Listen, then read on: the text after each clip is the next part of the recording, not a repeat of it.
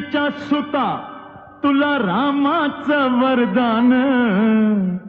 अन एक मुखान बोला बोला जय जय हनुमान